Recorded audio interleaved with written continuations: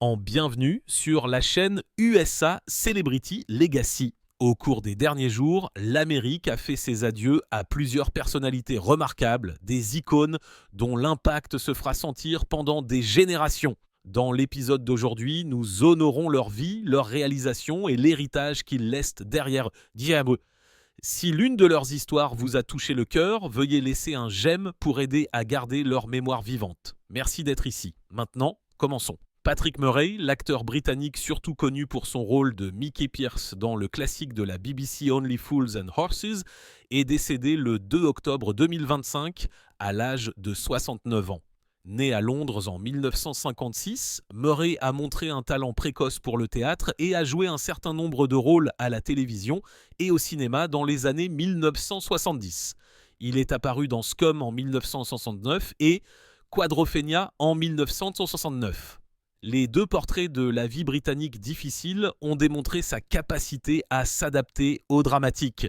Sa percée est survenue en 1981 lorsqu'il a été choisi pour incarner Mickey Pierce, un commerçant du marché noir dont les répliques acérées et la personnalité effrontée sont devenues une marque de fabrique de Only Fools and Horses. Pendant plus de 2 décennies, Only Fools and Horses a défini la comédie britannique et Mickey Pierce de Murray est devenu un visage familier pour des millions de téléspectateurs. Bien qu'il ne soit pas un personnage central, il a ajouté des couches d'humour et d'authenticité, dépeignant le côté sournois et sophistiqué de la vie de la rue londonienne. Ses interactions avec Rodney et Del Boy ont donné lieu à certains des échanges comiques les plus mémorables de la série. Après la fin de l'émission, Murray s'est progressivement éloigné du métier d'acteur. Il a travaillé en dehors de l'industrie du divertissement, mais n'a jamais perdu le contact avec l'émission qui avait défini sa carrière. Il est revenu pour des réunions, des anniversaires et des interviews, gardant le souvenir de son succès vivant. Dans ces dernières années, il a parlé ouvertement de sa maladie, admiré pour son honnêteté et sa résilience. L'héritage de Patrick Murray réside dans l'humour qu'il a apporté à la télévision britannique et dans son affection durable pour Mickey Pierce. Partagez votre moment préféré de Mickey Pierce ou commentez 69, son âge, ou écrivez Repose en paix Patrick Murray pour honorer ses contributions à la comédie. Joshua Allen, un danseur et acteur qui a captivé l'attention de l'Amérique en tant que gagnant de la saison 4 de So You Think You Can Dance, est décédé le 30 septembre 2025. Il avait 36 ans, né à Fort Worth, au Texas, en 1989. Allen est apparu pour la première fois sur la scène nationale en 2008, lorsqu'il est devenu le plus jeune concurrent à remporter le concours de danse télévisé à succès. Son mélange de puissance athlétique et de polyvalence gracieuse dans tous les genres, du hip-hop à la danse de salon, lui a valu à la fois l'éloge de la critique et un public de fans fidèles. Après sa percée, Alan a fait une tournée avec So You Think You Can Dance et est revenu plus tard en tant qu'artiste invité. Il a ensuite joué dans des films tels que Step Up 3D 2010 et le remake de Footloose 2011, où sa présence dynamique sur scène a contribué à porter la narration axée sur la danse sur grand écran. Il a également poursuivi la chorégraphie et le mentorat, partageant ses connaissances avec la prochaine génération d'artistes. Ses amis et collègues se souviennent de lui comme d'un interprète passionné, humble et généreux. Bien que sa vie n'ait pas été sans difficulté, il n'a jamais perdu son dévouement à l'art qui le définissait. Joshua Allen laisse un héritage d'art et d'inspiration. Son voyage se poursuit dans les danseurs qu'il a encadrés et dans les publics qui ont été émus par ses performances. Pour l'honorer, commentez 36, son âge, ou écrivez RIP Joshua Allen et souvenez-vous de la joie qu'il a apportée à la danse et au cinéma. Robert Redford, l'une des figures marquantes du cinéma américain, est décédé à l'âge de 89 ans. Sa famille a confirmé son décès le 16 septembre 2025 à son domicile de Sundance, dans l'Utah. Né Charles Robert Redford Jr. à Santa Monica en 1936. Il a grandi à Los Angeles avant de déménager à l'Est pour étudier l'art et plus tard le théâtre à New York. Ses premières apparitions sur scène et à la télévision ont rapidement révélé son charisme et son talent, ce qui l'a conduit à une carrière cinématographique qui a fait de lui l'une des stars les plus rentables d'Hollywood à la fin des années 1960. Sa percée est survenue dans Butch Cassidy et le Kid, 1969, où son association avec Paul Newman a créé l'un des partenariats les plus durables du cinéma.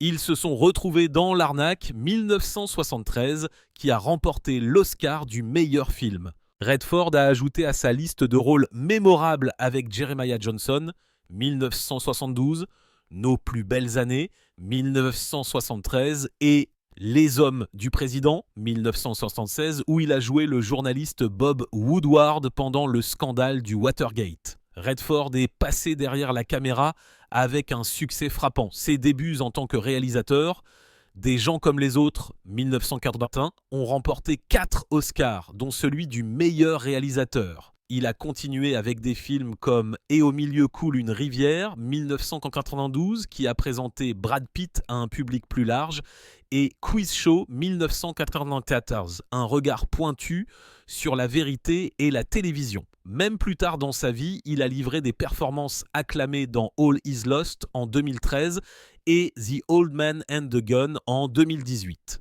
En 1981, Redford a fondé le Sundance Institute et le Sundance Film Festival, qui sont devenus la principale vitrine du cinéma indépendant.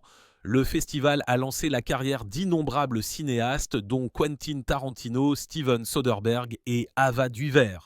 Consolidant le rôle de Redford en tant que mentor et défenseur des nouveaux talents, au-delà du cinéma, Redford était connu pour son activisme.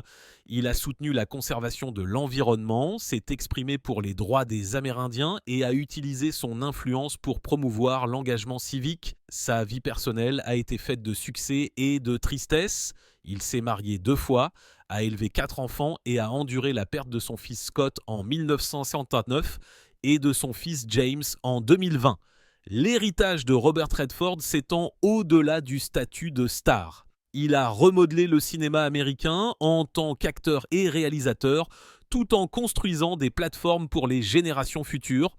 On se souviendra de lui comme d'une figure qui a combiné l'art et le but, laissant une empreinte sur le cinéma et la culture qui ne s'effacera pas.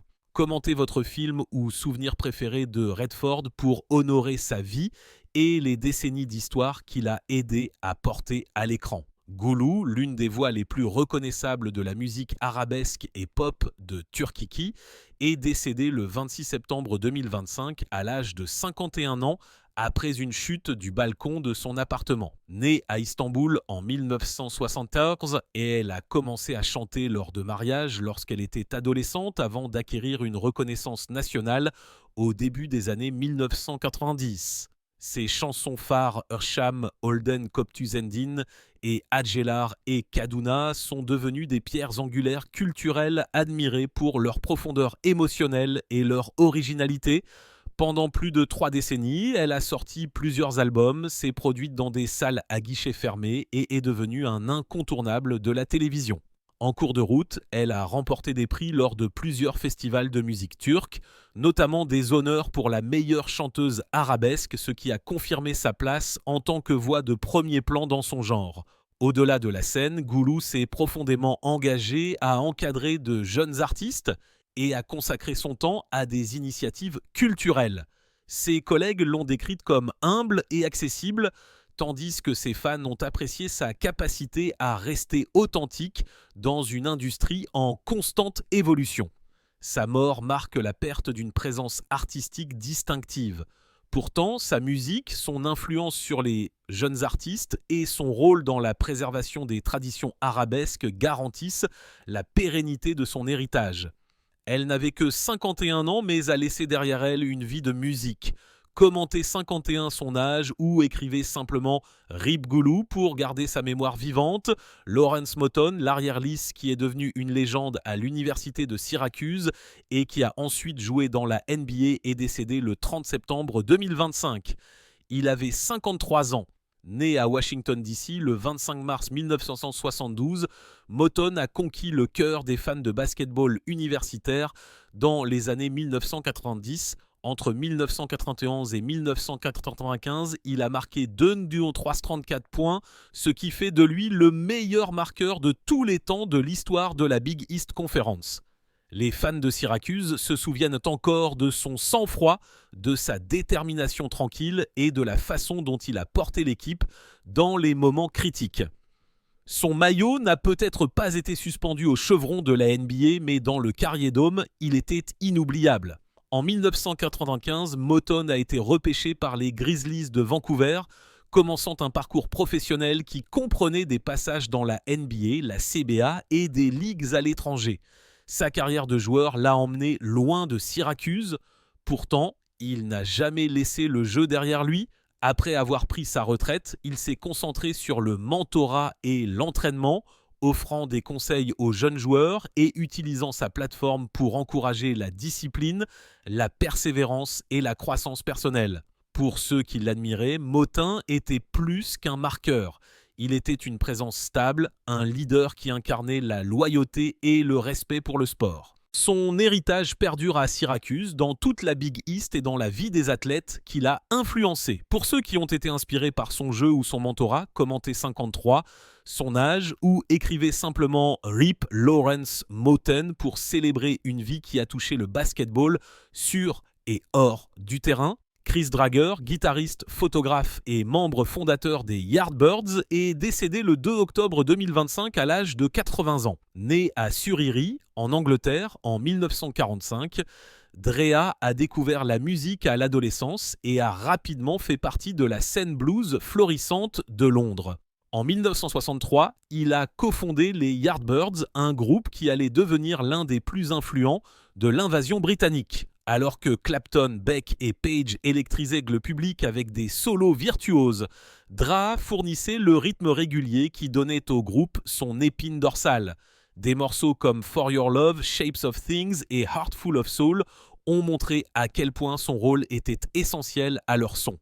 Lorsque les Yardbirds se sont dissous en 1968, Drea a eu la chance de suivre Jimmy Page dans le nouveau groupe qui est devenu Led Zeppelin. Au lieu de cela, il a choisi une voie différente, se tournant vers la photographie, un art où il a bâti une deuxième carrière réussie. Son travail comprenait des portraits et des pochettes d'albums, le plus célèbre étant la couverture arrière des débuts de Led Zeppelin en 1969, une image toujours emblématique aujourd'hui, bien que la photographie soit devenue son objectif principal. Drea n'a jamais complètement abandonné la musique. Dans les années 1990, il s'est réuni avec le batteur Jim McCarthy pour relancer les Yardbirds, faisant des tournées internationales et présentant leur musique à de nouvelles générations de fans. Ceux qui le connaissaient décrivaient Drea comme modeste, créatif et discrètement influent.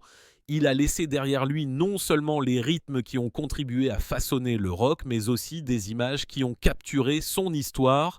Commentez 80, son âge, ou écrivez Rippy Chris Drea pour honorer le guitariste qui a donné à la fois le son et la vision au rock'n'roll. Un tragique accident de voiture a coûté la vie à 3 membres de la famille Putman le 27 septembre 2025, mettant fin à l'héritage de Meet the Putmans, la famille du Michigan, qui a captivé l'attention nationale sur TLC.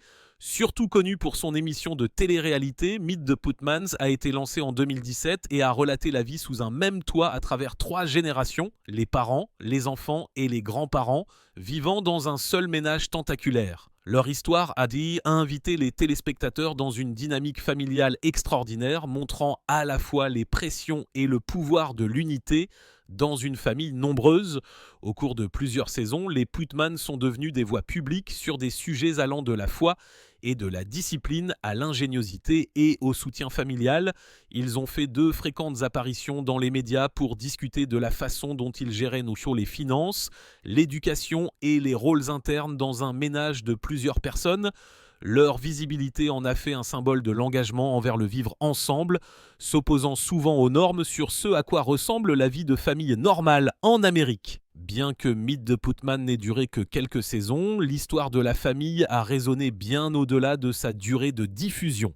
Ils ont montré à des milliers de téléspectateurs comment l'amour, le sacrifice et la compréhension pouvaient soutenir une grande famille à l'ère moderne. Souvenons-nous d'eux maintenant. Commentez Rep the Pimans en hommage à une famille dont la vie, à l'écran comme hors écran, a servi de miroir aux besoins humains de connexion et d'engagement.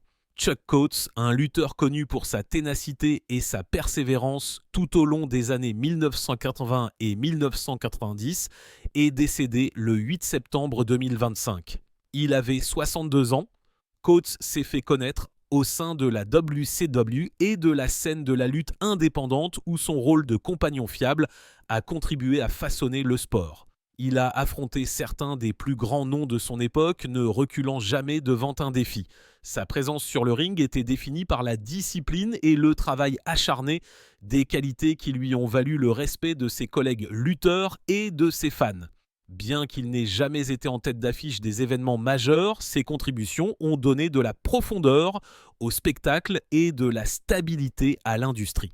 Originaire de Caroline du Nord, né en 1963, Coates a apporté du dévouement non seulement à la lutte, mais aussi à la vie elle-même. Il a enduré de graves problèmes de santé, notamment un cancer, et a parlé publiquement de son parcours, offrant de l'espoir aux autres en montrant que le courage se mesure non pas en titre, mais en endurance. Son histoire est devenue une source d'inspiration, prouvant que même en dehors du ring, le combat continue. Sa famille, ses collègues et ses fans se souviendront de lui comme d'un concurrent qui a tout donné. L'héritage de Chuck Coates est celui de la force, de l'humilité et de la résilience. Des qualités qui vivent dans la mémoire de ceux qui l'a touché. Commenté 62, son âge, ou dites simplement RIP Chuck Coates pour rendre hommage à un homme qui s'est battu avec honneur. Joseph Doub, l'haltérophile américain qui a représenté les États-Unis sur la scène internationale, est décédé le 8 septembre 2025 à l'âge de 77 ans. S'étant fait connaître à la fin des années 1960, Dubé est devenu l'une des figures les plus fortes de l'haltérophilie américaine. Sa réalisation la plus mémorable a eu lieu aux Jeux Olympiques d'été de 1968 à Mexico, où il a remporté une médaille de bronze dans la catégorie des poids lourds. 2 ans plus tard, il a confirmé sa place parmi les meilleurs au monde en remportant la médaille d'or au championnat du monde d'haltérophilie de 1969, un point culminant de sa carrière. Pendant plus d'une décennie de compétition, Dubé s'est bâti une réputation de puissance et de constance. Il a établi de nombreux records américains et ses performances ont inspiré une génération d'haltérophiles à une époque où le sport gagnait une reconnaissance internationale. Né en 1947 aux États-Unis, Dubé a consacré une grande partie de sa vie à l'haltérophilie et après ces années de compétition, il est resté lié au sport. On se souvient de lui pour ses encouragements aux jeunes athlètes. L'héritage de Joseph Dubé se perpétue dans les records qu'il a établis, les médailles qu'il a remportées et les athlètes qu'il a inspirés, son nom faisant partie de l'histoire de l'haltérophilie américaine. Commenté 67, son âge, ou écrivez simplement Harry Joseph Doub pour honorer un homme dont la force et le dévouement ont laissé une marque durable sur le sport. Marilyn Diamond, l'auteur à succès et défenseur influente du bien-être, est décédée le 7 septembre 2025 à l'âge de 80 ans. Né en 1945 aux États-Unis, Diamond a acquis une reconnaissance internationale dans les années 1980 avec Fit for Life, le livre qu'elle a coécrit avec son mari de l'époque, Harvey Diamond. Le titre est devenu une sensation d'édition présentant à des millions de personnes de nouvelles perspectives sur l'alimentation, la combinaison des aliments et la santé holistique. Il est resté sur les listes de best-sellers pendant des mois et s'est vendu à des millions d'exemplaires dans le monde entier. Sa portée s'est étendue bien au-delà de son temps d'écriture. En tant qu'invité fréquente à la télévision et à la radio, Diamond est devenu l'une des figures les plus reconnaissables du mouvement du bien-être, exhortant les gens à adopter la nutrition, la vie naturelle et la responsabilité personnelle pour leur santé. Son message a trouvé un écho auprès de ceux qui recherchaient des alternatives pratiques aux approches traditionnelles. Au cours des décennies qui ont suivi, elle a continué à écrire et à donner des conférences, élargissant son champ d'intérêt à des sujets tels que le vieillissement, la vitalité et les soins préventifs. S'étendant sur plus de 40 ans, sa carrière a laissé derrière elle non seulement des livres à succès, mais aussi une profonde influence sur la vie de ceux qui ont adopté ses enseignements. Commenté 80. son âge ou écrivait simplement RIP Marilyn Diamond pour honorer une femme dont la vision de la santé et de la vitalité a façonné une génération. Linda Ronstadt, souvent saluée comme la première dame du rock, était plus qu'une star. Elle était une force culturelle. Sa voix, à la fois tendre et féroce, avait le pouvoir de percer le silence, de faire trembler un stade de joie ou de laisser un public en larmes. Avec des classiques inoubliables comme Blue Bayou et You're No Good, elle est devenue la bande sonore d'innombrables vies, ses disques tournant dans les chambres, les jukebox et les autoradios à travers l'Amérique et au-delà.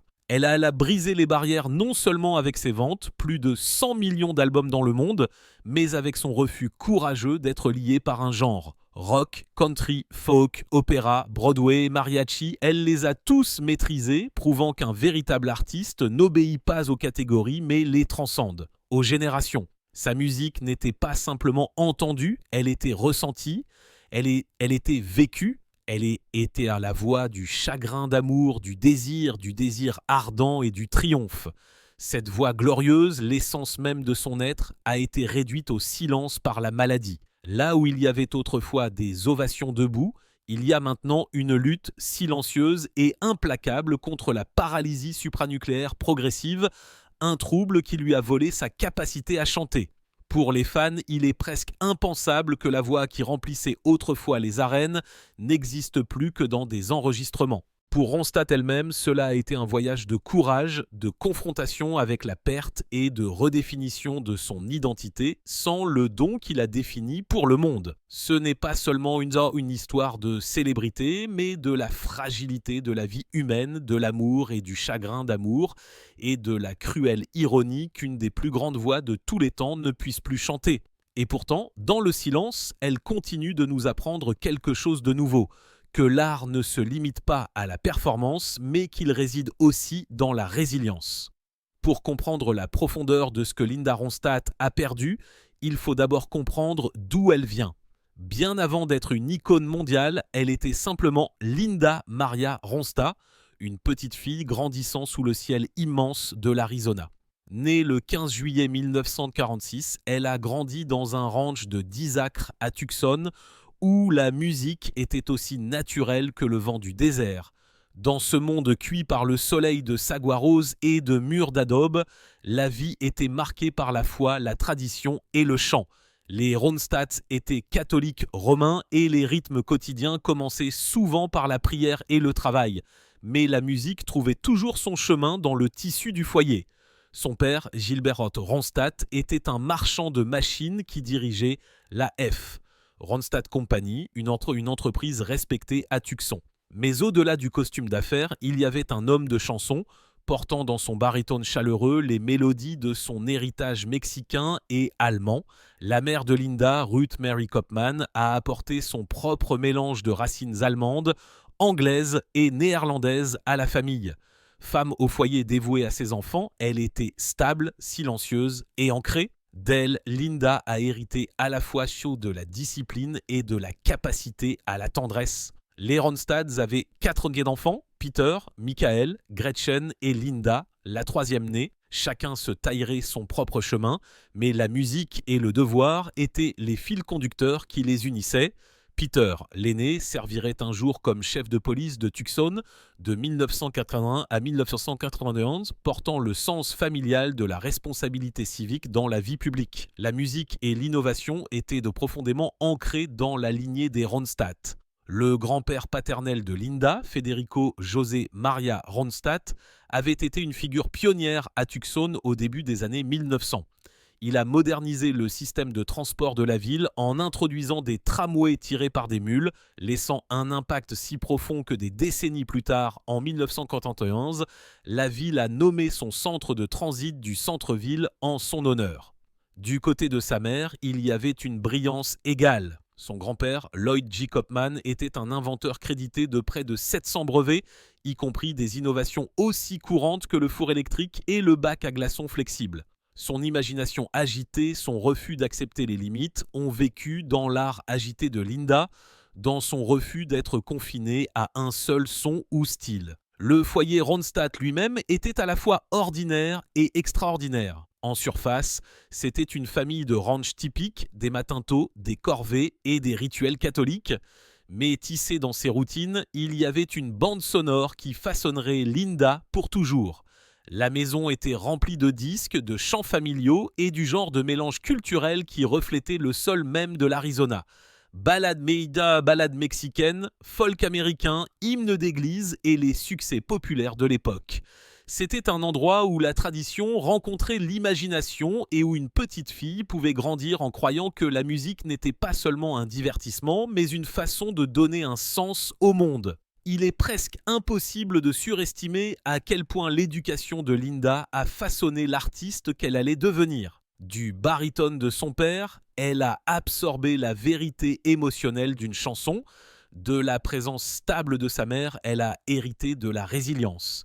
De ses grands-parents, elle a reçu un héritage de vision et d'innovation.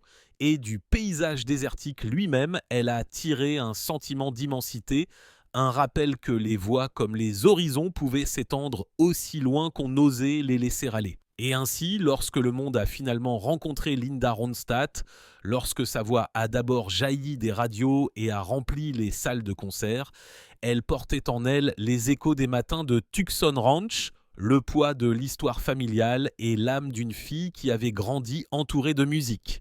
Pour les millions de personnes qui allaient l'aimer, elle était la première dame du rock, la reine du croisement des genres, la femme qui a redéfini ce que signifiait être une chanteuse. Mais pour ceux qui connaissaient ses débuts, elle était toujours Linda Maria Ronstadt, l'enfant de la foi, de la musique et d'un vent du désert qui n'a jamais cessé de souffler à travers ses chansons. En 1953, lorsque Linda Ronstadt n'avait que 7 ans, le magazine Family Circle a publié un article sur la famille Ronstadt. La série de photos glacées montrait une vie parfaite. Un ranch désertique baigné de soleil doré, des enfants riants, les montagnes s'élevant au loin. Pour l'œil désinvolte, c'était l'image de la stabilité, une famille enracinée dans la tradition et la foi. Pour Linda, cependant, ces jours ensoleillés portaient un courant sous-jacent silencieux, un désir que les mots ne pouvaient oser pas capturer. Le ranch était sûr et familier, ses clôtures marquant les limites de son enfance. Pourtant, même lorsqu'elle était petite fille, elle sentait que sa vie était destinée à s'étendre au-delà des arbres mosquites et de l'horizon désertique sans fin qui l'accueillait chaque matin. Dès son plus jeune âge, Linda a découvert que la musique pouvait servir de porte, un moyen de sortir du petit monde qu'elle connaissait. Elle chantait en anglais et en espagnol, sa voix portant facilement au-delà des frontières culturelles, tissant les ballades du Mexique avec les traditions folkloriques de l'Amérique. Elle a absorbé la romance des chansons d'amour espagnoles, le pool brut du mariachi, le swing du folk américain et les délicates souches des hymnes catholiques. Souvent, elle se tenait à côté de son père, Gilbert, pendant qu'il grattait sa guitare, son petit corps se penchant sur le son, écoutant comme si chaque accord était un secret gravé dans ses os. Elle ne pouvait pas encore nommer sa destinée, mais instinctivement, elle stockait chaque note pour l'avenir. La musique était mémoire. La musique était évasion. Et pour la petite fille dans le désert, c'était aussi une promesse, une assurance tacite qu'il y avait plus d'attentes au-delà de l'horizon. Les après-midi au ranch s'étendaient souvent en de longs silences scintillants, l'air vibrant de chaleur, les cigales remplissant le silence. C'est pendant ces heures que Linda rêvait. Elle regardait au-delà des clôtures, au-delà de la poussière et des broussailles, et imaginait un type de monde différent, un monde rempli de scènes, de lumières et de voix s'élevant ensemble en chansons. Les rires de ses frères et sœurs et la structure de la vie au ranch l'ancraient, mais l'attrait de quelque chose de plus grand opérait déjà à l'intérieur d'elle. La tension entre la sécurité et le désir ardent, la tradition et la rébellion allait la définir. Elle aimait sa maison, son héritage, sa foi. Pourtant, elle sentait sa voix l'appeler loin de Tucson. Chaque mélodie dérivant dans sa maison d'enfance est devenue un autre fil dans la tapisserie de son avenir. Son histoire familiale lui a donné des racines. Un père avec de la musique dans le sang. Un grand-père qui a façonné l'infrastructure même de Tucson. Un autre grand-père dont les inventions avaient touché les ménages à travers l'Amérique. Son éducation catholique romaine lui a inculqué la discipline, la révérence et la croyance qu'une voix, même celle d'une jeune fille, pouvait avoir un poids bien au-delà des murs de sa maison. Chaque chanson chantée dans ses premières années est devenue une graine plantée profondément à l'intérieur d'elle, des graines qui allaient fleurir plus tard sur les plus grandes scènes du monde. Elle n'aurait pas pu le savoir alors, mais ces moments à Tucson la hantraient un jour avec une ironie douce amère, surtout lorsque la maladie a réduit au silence la voix qui avait autrefois été le plus grand cadeau de sa vie. Au moment où elle a atteint la fin de son adolescence, le feu en elle ne pouvait plus être contenu. En 1964, à seulement 18 ans, Linda Ronstadt a laissé derrière elle l'étreinte chaleureuse du ranch de sa famille pour le chaos tentaculaire de Los Angeles. Elle a troqué le parfum de la pluie du désert sur le mosquite contre les gaz d'échappement, les néons et les rues de la ville qui ne semblaient jamais dormir. C'était un acte de foi guidé par rien de plus qu'une détermination brute et la croyance inébranlable que sa destinée était liée à la musique. Elle ne portait que peu de choses avec elle, à l'exception d'une valise, de sa guitare et d'un courage qu'elle ne réalisait pas encore posséder. Pour la première fois, la petite fille qui avait autrefois chanté au vent du désert se tenait maintenant au seuil d'une ville qui pouvait soit couronner ses rêves, soit les écraser sans pitié. À Los Angeles, elle a gravité vers le Trois d'Or, un petit club enfumé, où de jeunes musiciens se réunissaient avec rien d'autre que de l'espoir, de la faim et une poignée de chansons. C'est ici qu'elle a trouvé ses premiers vrais collaborateurs, Bobby Kimmel et Kenny Edwards. Ensemble, ils ont formé les Stone Ponies, un trio folk-rock qui a commencé à se tailler une place dans une scène débordante de talent. Leur son était tendre mais brut, ancré par la force indéniable de la voix de Linda. Une voix qui pouvait apaiser comme une berceuse, puis s'envoler avec une force qui semblait percer droit au cœur. Même dans ces petites pièces en pieces, il était clair qu'elle était le centre battant de leur musique. Le moment des Stone Pony est arrivé avec Different Drum. Écrite par un alors inconnu Michael Nesmith, la chanson est devenue un succès retentissant, grimpant à la 13e place des charts Billboard en 1967. Soudain, la voix de Linda n'était plus confinée au club enfumé. Elle se déversait à travers les radios, à travers le pays, présentant à des millions de personnes la jeune femme de Tucson qui avait porté ses rêves vers l'ouest. Et pourtant, même dans l'éclat du succès, l'industrie a trahi ses préjugés. Pour les dirigeants des maisons de disques et les critiques, Linda était souvent présentée comme la fille du groupe, un ornement plutôt que le cœur battant de la musique. La cruelle diminution a piqué, comme si tout son art pouvait être réduit à un joli visage devant des collaborateurs masculins. Pour un esprit moindre, cela aurait pu atténuer le feu. Mais pour Linda Ronstadt, cela n'a fait qu'alimenter sa détermination. Je savais que j'avais plus à donner, se souviendrait-elle plus tard, sa voix stable même dans la mémoire. Et je n'allais pas attendre la permission. Ces mots portaient non seulement de la frustration, mais une indépendance farouche qui allait définir sa carrière. Elle a refusé d'être une note de bas de page, a refusé d'être enfermée par le genre ou le genre. La petite fille qui avait autrefois rêvé au-delà de la clôture de son ranch avait maintenant fait ses premiers pas sous le regard du monde.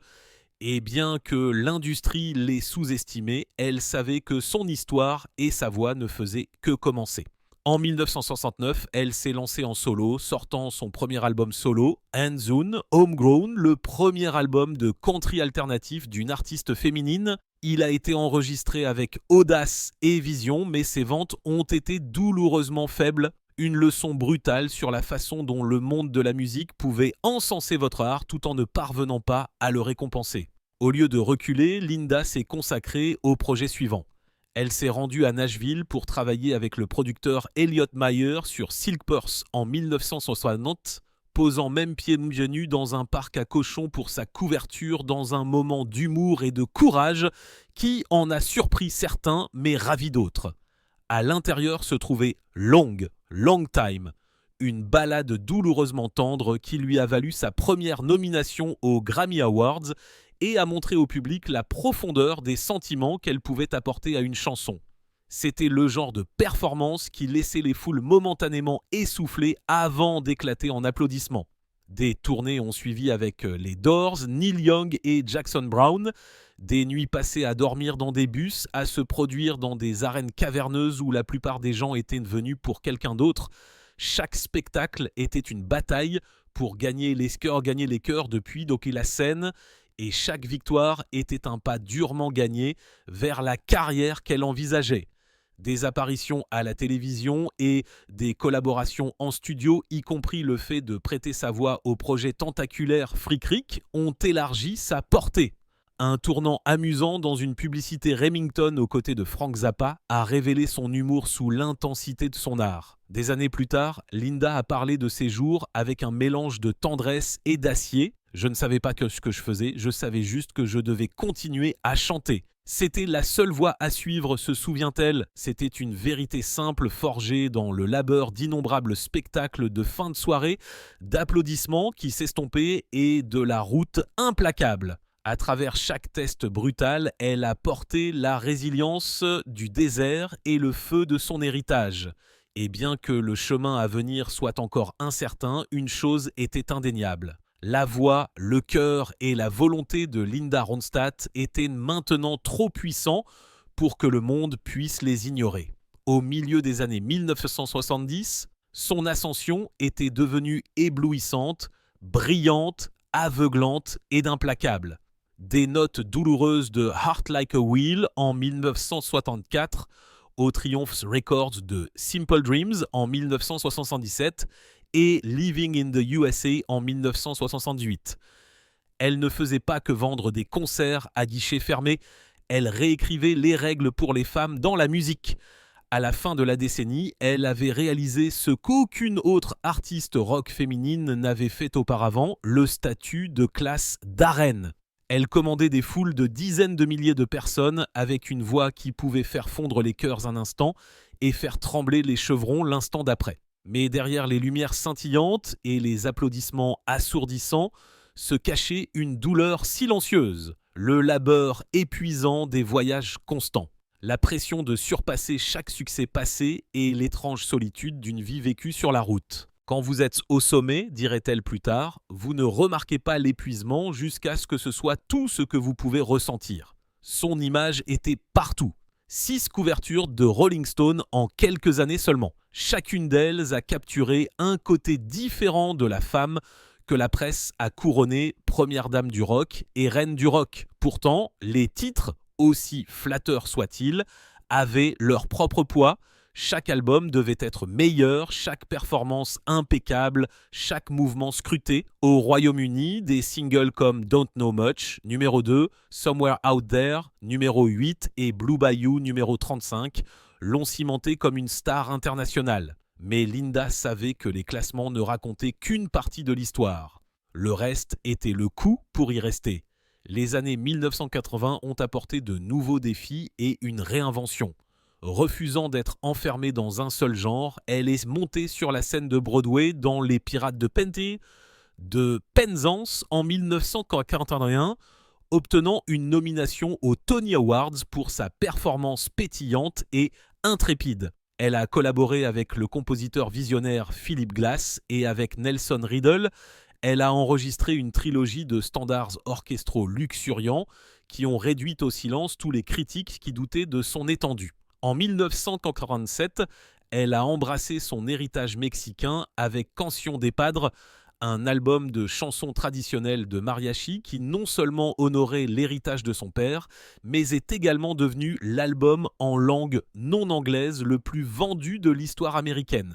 C'était à la fois un triomphe artistique et un retour personnel aux racines. À ce stade, sa discographie était stupéfiante. Plus de 100 millions de disques vendus dans le monde, 36 albums dans les classements Billboard, 10 dans le top 10 et 3 atteignant la première place. Elle a collaboré sur plus de 120 albums à travers la country, le rock, le jazz, la musique classique et latine. Une polyvalence inégalée dans sa génération et l'industrie l'a généreusement récompensée. 11 Grammy Awards, 3 American Music Awards, 2 Academy of Country Music Awards, 1 Emmy, l'Alma Award, 1 Latin Grammy et un Grammy Lifetime Achievement Award. Elle a été intronisée au Rock and Roll Hall of Fame of En 2014, a reçu la médaille nationale des arts la même année et a reçu les Kennedy Center Honors en 2019. Pourtant, aucun nombre de récompenses ne pouvait adoucir le calendrier implacable ou les sacrifices privés qu'il exigeait. Les tournées se sont estompées les unes dans les autres, les chambres d'hôtel sont devenues indiscernables et les amitiés, voire les romances, ont eu du mal à survivre au mouvement constant. Elle a admis un jour que la route rend difficile de garder quoi que ce soit dans votre vie qui ne soit pas cloué. Il y avait des soirs où elle descendait de scène, l'adrénaline bourdonnant encore, seulement pour faire face au contraste saisissant d'une pièce vide et silencieuse. Même dans ses années les plus triomphantes, il y avait des murmures, des moments où elle sentait que sa voix n'était pas tout à fait aussi facile, où la fatigue menaçait d'effilocher le bord doré de son son. Elle a ignoré ces signes à l'époque. Après tout, le spectacle devait continuer. Mais en regardant des décennies plus tard, ces premières fissures ont pris une signification plus crue. C'étaient les ombres de la maladie qui finiraient un jour par réduire au silence son chant. Pourtant, son impact était indéniable et sa générosité a perduré. En 2009, Martin Guitare l'a honoré avec le modèle en édition limitée 0042 Linda Ronstadt, faisant don de tous les bénéfices au Land Institute, reflétant son profond engagement envers les causes auxquelles elle croyait. En 2014, tout le catalogue de Linda Ronstadt a été réédité avec amour. De nombreux albums étaient associés à des pistes bonus rares qui ont déterré des moments oubliés de son long parcours d'enregistrement. Pour les fans, c'était un cadeau, une chance de revisiter chaque réinvention, chaque air, chaque acte de foi qu'elle avait entrepris à travers 5 décennies de musique. À ce moment-là, sa place dans l'histoire était déjà assurée. Le point culminant de sa carrière a été un balayage à couper le souffle de son et de spectacle, mais aussi un test d'endurance. Elle avait vécu une vie à la limite de la brillance et de l'épuisement professionnel. Chaque triomphe portant avec lui le poids invisible du sacrifice. À travers tout cela, elle a continué à chanter. Sa voix n'était pas seulement belle, elle était provocante. Une déclaration que l'art valait le coup, que la musique était à la fois le salut et la rébellion. Pourtant, certaines des blessures les plus profondes de sa vie n'ont pas été infligées sur scène, mais dans des coins privés et non protégés du cœur. À seulement 29 ans, avec sa voix régnant sur les stades et son image ornant les couvertures de tous les grands magazines, Linda a découvert qu'aucune quantité d'applaudissements ne pouvait la protéger du chagrin d'amour. Au milieu des années 1970, elle a partagé un lien intense et magnétique avec le parolier J.D. Souther, un homme dont les paroles et les mélodies semblaient cartographier les contours même de son âme. Ensemble, ils ont écrit, chanté et rêvé, leur amour aussi créatif que personnel. Mais comme leurs carrières exigeaient davantage, plus de tournées, plus de distance, plus d'épuisement, leur harmonie affaiblit. Des années plus tard, elle réfléchirait avec une franchise tranquille. Parfois, l'amour ne suffit pas. La romance s'est dissoute, laissant derrière elle une douleur douce amère qui persistait comme l'écho d'une chanson qui refusait de se résoudre. À la fin des années 1970, le nom de Linda n'était pas seulement musical, mais politique. À 33 ans, elle a été emportée dans l'orbite de Jerry Brown, alors le gouverneur non conventionnel et ambitieux de Californie. Leur relation était à la fois un titre de tabloïd et une bonne histoire profondément humaine, culminant par une apparition conjointe sur la couverture de Newsweek en 1969. La photographie a capturé un moment de promesse. 2 figures au sommet de leur influence, laissant entrevoir un avenir aussi brillant que les lumières de la scène qui la suivaient, mais l'examen public peut être impitoyable et les exigences de la politique et de la performance ont créé un fossé trop large pour être comblé. Ce qui a commencé dans l'admiration et le rire s'est dissous dans le silence. Linda s'est retrouvée avec la piqûre familière du départ, le rappel que même l'amour avait son propre horaire impitoyable.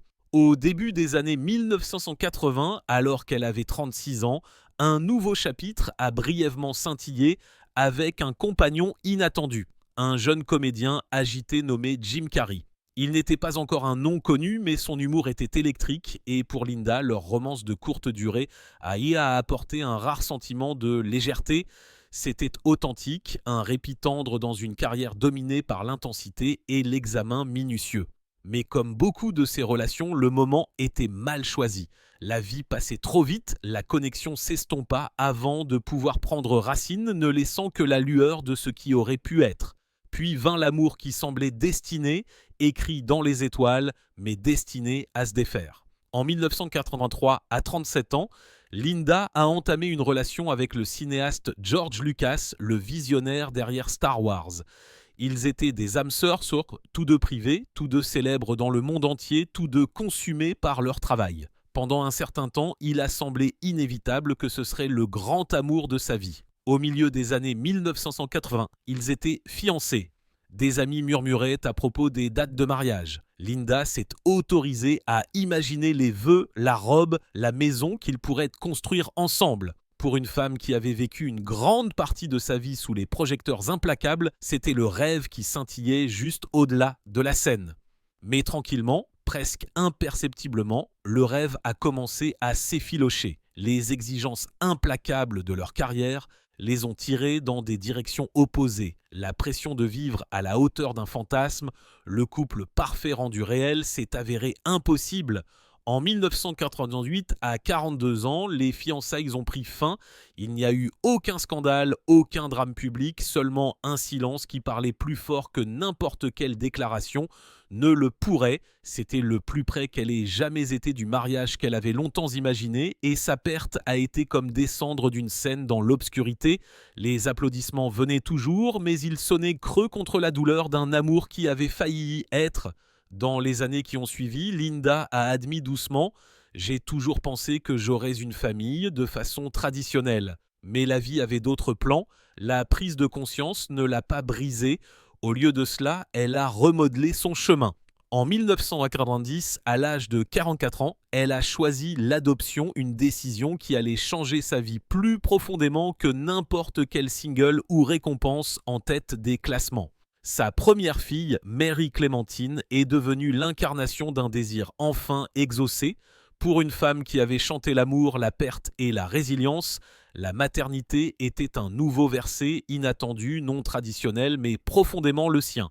Et en 1994, à 48 ans, son fils Carlos, ils sont devenus sa maison, sa joie et son ancre. Même si elle a supporté le poids silencieux et non partagé de les élever seuls en regardant en arrière, elle pouvait le voir clairement.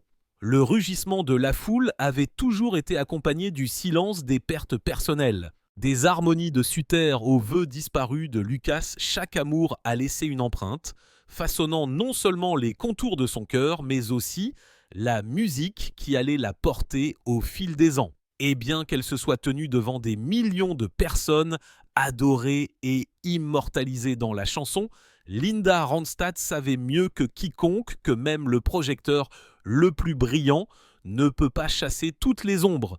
Elle avait enduré des chagrins d'amour, résisté à la solitude et versé chaque once d'elle-même dans l'éducation de ses deux enfants bien-aimés. Mais rien n'a été plus dévastateur que le moment où elle a commencé à perdre sa voix, l'essence même de son être volée par une maladie rare et impitoyable.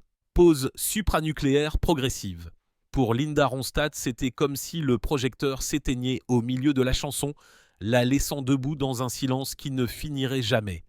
Les premiers signes étaient presque imperceptibles, comme des ombres qui se faufilaient sur les bords d'une scène lumineuse. Vers la fin des années 2000, Linda a commencé à remarquer que quelque chose n'allait pas. Les notes qui coulaient autrefois sans effort prenaient maintenant plus d'effort. Une phrase aiguë qu'elle avait chantée des milliers de fois avait soudain l'impression d'escalader une colline abrupte. La voix qui s'était élevée au-dessus des orchestres avait réduit les foules des stades au silence et l'avait portée à travers tous les genres imaginables. Country, rock, mariachi, opéra vacillaient maintenant d'une manière qu'elle ne pouvait pas expliquer. Au début, elle a imputé cela à la fatigue, au coût naturel de décennies sur la route. Vous vous forcez simplement à traverser, s'est-elle dit. Mais quelque part au fond d'elle, elle savait que c'était différent. En 2011, les changements ne pouvaient plus être ignorés. Debout sur scène, elle se sentait trahie par son propre corps, son contrôle de la respiration glissait, ses cordes vocales refusant d'obéir aux commandes qu'elles avaient suivies instinctivement pendant plus de 40 ans. Les applaudissements étaient toujours là, la foule se levait toujours.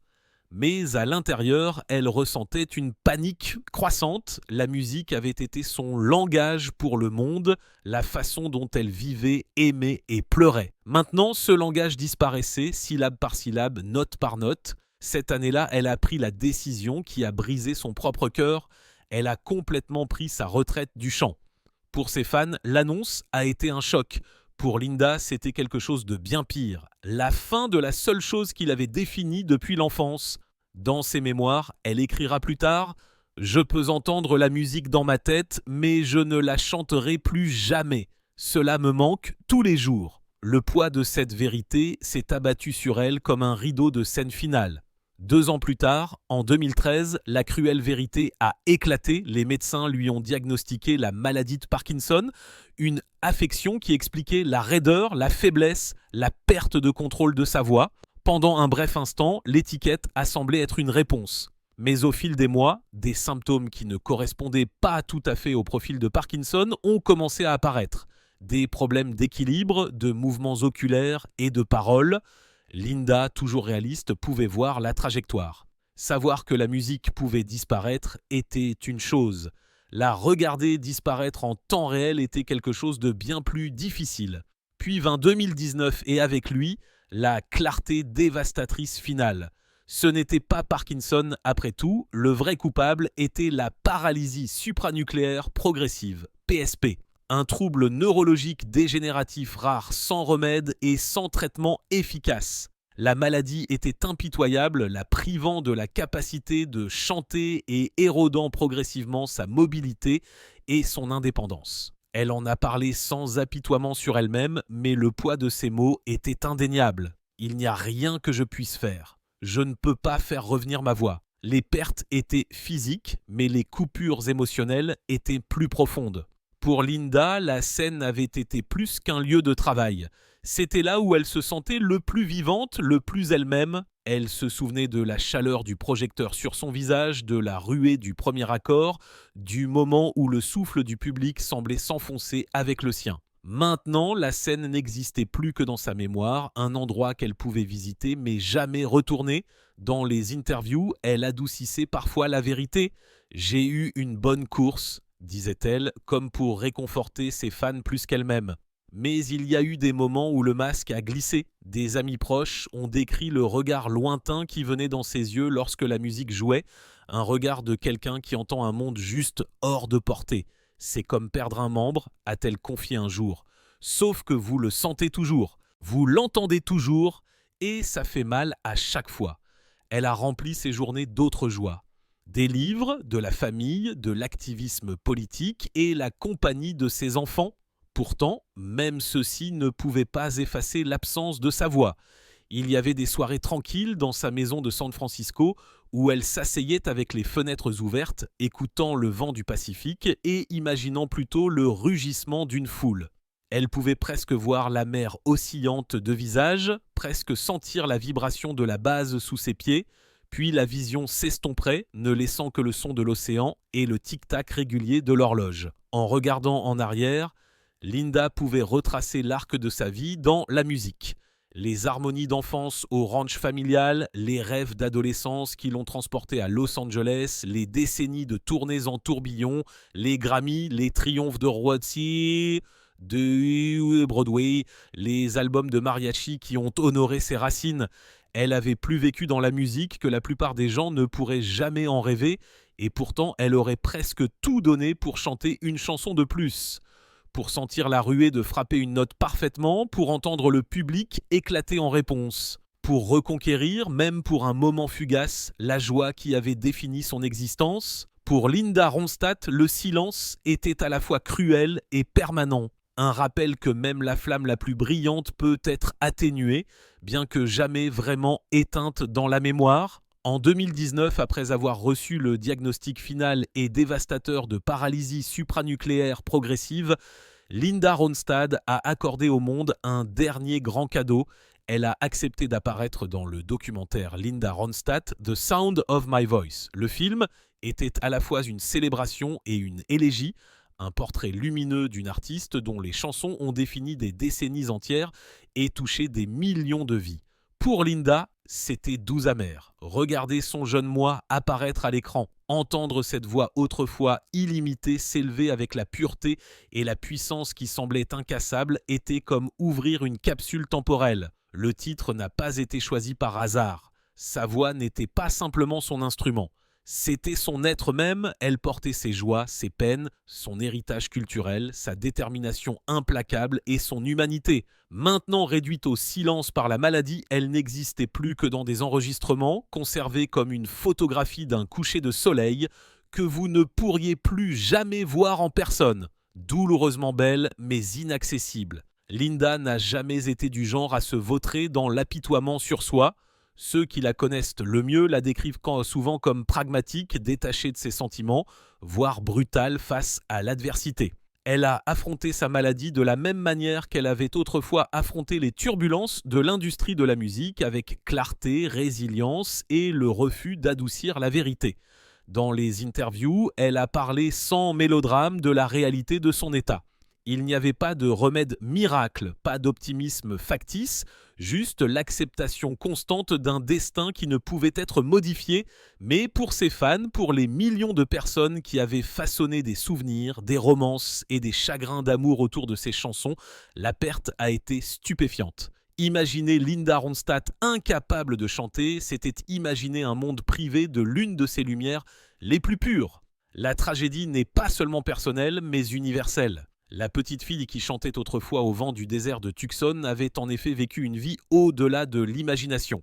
Des Grammy Awards, des arènes à guichets fermés, des percées culturelles qui ont redéfini la musique elle-même.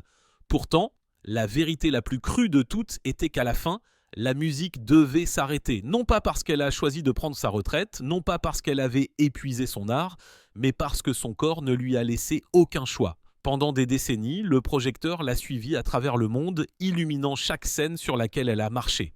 Maintenant, il s'est atténué et le rugissement de la foule s'est depuis longtemps estompé dans la mémoire. La femme qui commandait autrefois des stades avec une seule note évolue maintenant à travers la vie tranquillement, sa voix confinée à l'espace privé de la mémoire et de l'imagination. Et pourtant, même dans le silence, la chanson continue. Linda elle-même a dit qu'elle entend toujours la musique dans sa tête. Chaque parole, chaque accord, chaque mélodie est toujours vivante en elle, ce n'est pas une performance, mais un souvenir. Et peut-être que c'est sa propre sorte de triomphe. Car si son corps l'a trahi, son esprit ne l'a pas fait. Sa musique est toujours tissée dans le tissu des vies à travers les générations. Dans les couples qui sont tombés amoureux pour la première fois de Blue Bayou, chez les enfants qui ont grandi en entendant leurs parents jouer Heart Like a Wheel, dans la fierté culturelle éveillée par Canyons Demi-Padre, chaque enregistrement est une voix conservée dans l'ambre, preuve que la chanson ne peut jamais être complètement réduite au silence.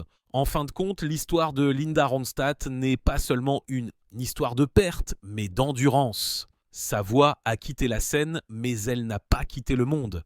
Elle vit dans les enregistrements intemporels, dans l'héritage d'une artiste qui a tout donné à son art et dans la résilience d'une femme qui a affronté le triomphe et la tragédie avec honnêteté. La musique ne coule peut-être plus de ses lèvres, mais elle continue dans la mémoire, dans l'écho, dans l'esprit. Et peut-être que c'est la plus grande victoire de toutes, que même lorsque la voix disparaît, la chanson reste éternelle. À 69 ans, Linda Ronstadt habite un monde bien plus silencieux que celui qu'elle commandait autrefois, mais non moins significatif. Les rugissements du stade, le tonnerre des applaudissements, l'énergie fébrile des tournées à guichets fermés, ces sons se sont depuis longtemps estompés. À leur place se trouve le doux silence du quartier Seacliff de San Francisco, où le vent du Pacifique fait vibrer ses fenêtres et où l'océan s'étend à l'infini devant elle. C'est un type de scène différent, un type défini non pas par le projecteur, mais par la réflexion, par les rythmes plus silencieux de la vie quotidienne et de la mémoire. Bien qu'elle réside à San Francisco, la maison de style méditerranéen à Tucson, où elle a grandi, reste l'une de ses ancres les plus précieuses. Construite en 1928 par l'architecte Roy Place et agrandie plus tard par Bob Vaughn, la maison contient plus que des briques et des poutres. Elle contient les échos de son enfance, le son du rire des frères et sœurs, et la cadence des réunions de famille, la musique qui semblait vivre dans ses murs. Aucune maladie ne peut effacer ses souvenirs. Ils perdurent dans l'architecture elle-même, dans le sentiment de permanence qui l'ancre même lorsque son corps change. À l'intérieur de sa maison actuelle, des reliques d'une vie vécue pleinement l'entourent. Une horloge qui a survécu au tremblement de terre de l'Homme Pria en 1989 continue de tic-taquer comme pour lui rappeler la résilience du temps. Une délicate eau-forte de Mary Cassatt est accrochée à proximité, tandis qu'un arrangement manuscrit de Over the Rainbow offert par l'arrangeur John Perling repose encadré à la fois comme art et mémoire. La chaise à aiguille de San Francisco bien usée parle de confort gagné au cours des décennies, et la fontaine à l'extérieur, où les oiseaux et les papillons se rassemblent encore, murmure la continuité. Même son chat, Salimé, semble comprendre qu'elle garde plus qu'une maison.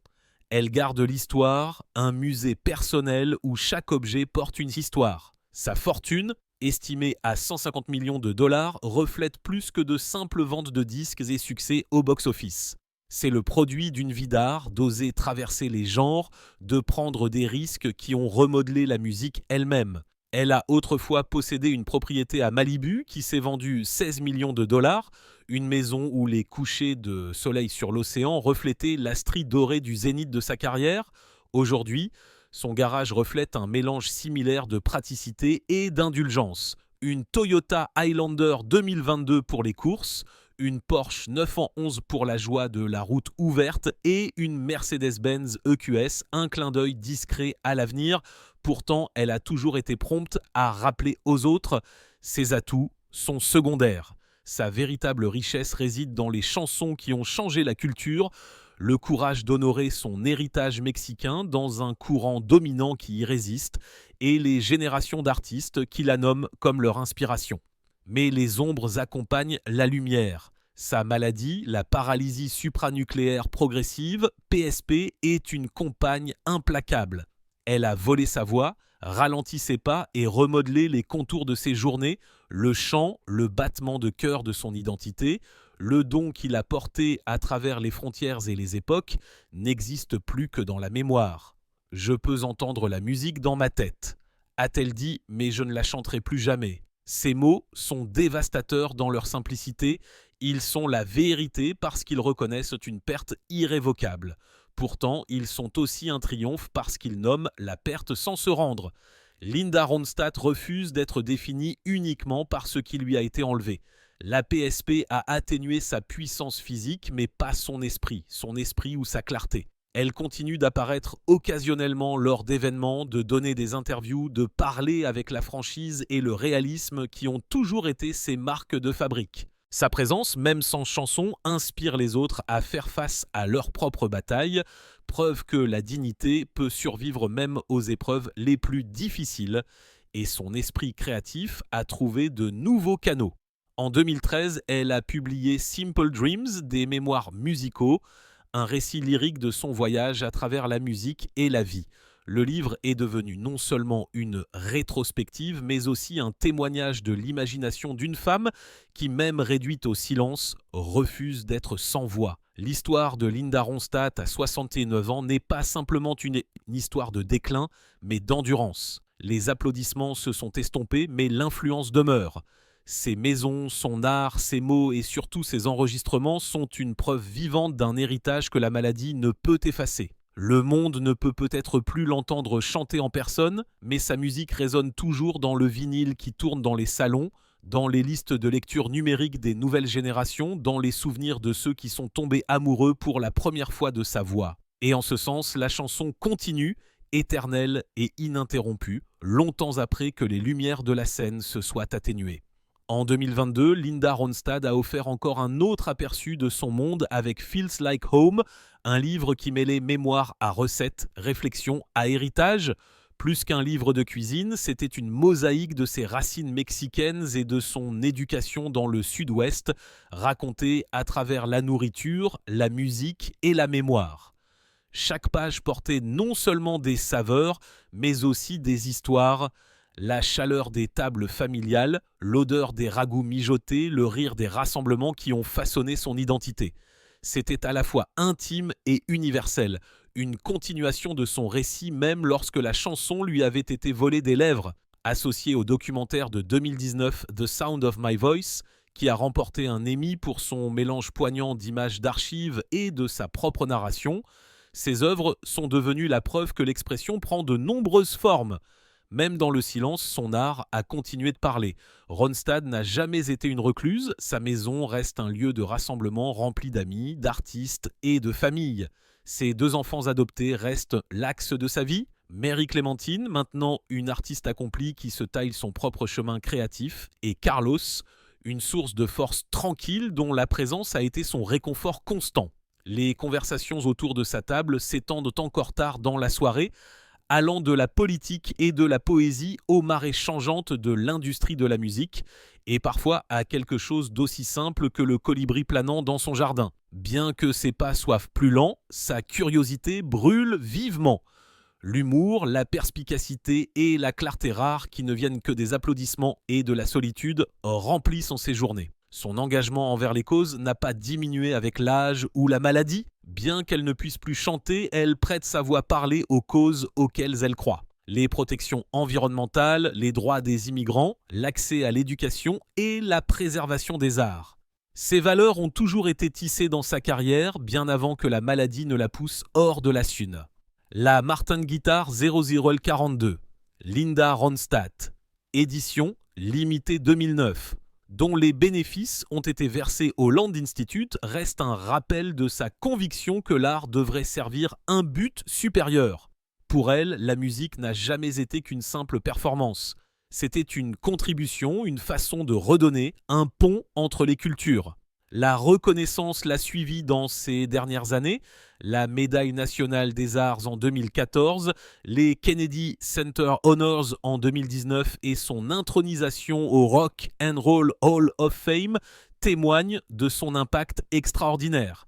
Mais pour Ronstadt, les récompenses elles-mêmes n'ont jamais été le but. Ce qui importait, c'était les portes qu'elle symbolisait, les chemins qu'elle a ouverts aux femmes dans le rock, aux artistes qui ont défié les genres, aux interprètes qui ont osé apporter leur héritage dans le courant dominant. Chaque honneur n'est pas seulement un marqueur de réussite, mais un hommage au courage. Pourtant, derrière chaque célébration se cache la réalité de sa maladie. La paralysie supranucléaire progressive Polly a beaucoup pris.